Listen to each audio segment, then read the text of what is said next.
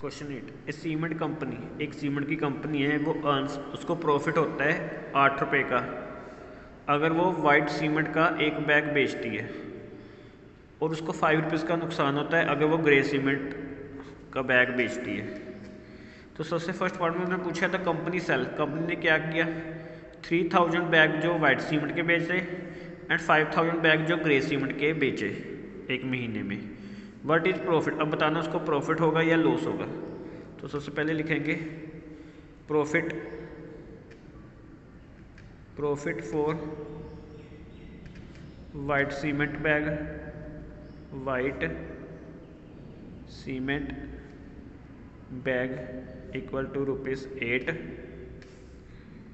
Loss for grey cement bag equal to ₹5। तब जो first part का आंसर है, the company sell 3000 bags of white cement.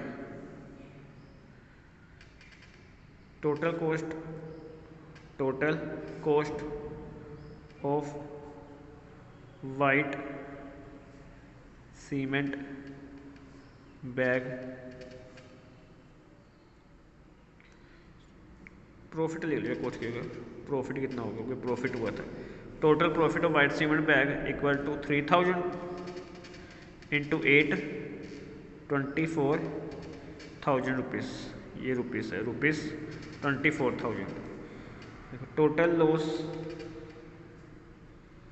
Of grey cement bag 5,000 into 5, 25,000। अब यहाँ देखो, loss is greater than profit, loss ज़्यादा है ना प्रॉफिट से, मतलब उसने, तो उसको लॉस हुआ कितने का, 25,000 माइनस 24,000, 1000 रुपीज़ का लॉस हो गया। Next second part,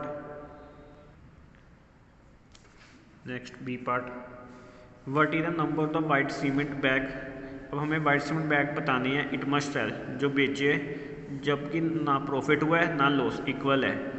if number of grey bag sold, grey bag 6400 sold हुए, तो सबसे पहले लिखेंगे let number of white bag sold equal to X and cost, profit लिख लेते सर, प्रॉफिट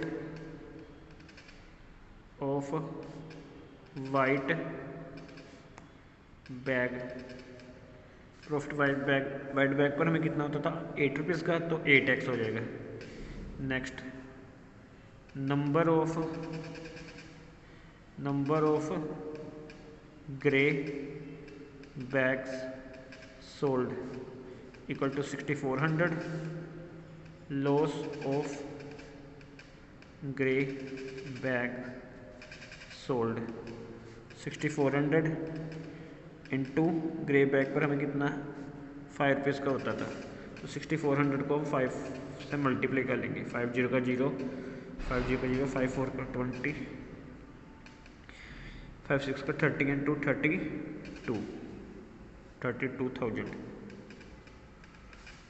अब प्रॉफिट और लॉस का ना इधर प्रॉफिट है नॉट लॉस है, तो profit equal to loss equal है, तो 8x equal to 32,000 and x हो जाएगा 32,000 अपॉन 8, कटिंग कर लेंगे, 8 4 का 32, 3 0 पे 3, तो 400 वाइट बैग सोल्ड हुए। तो लिखेंगे number of white bag sold, number of white bag sold equal to 4000।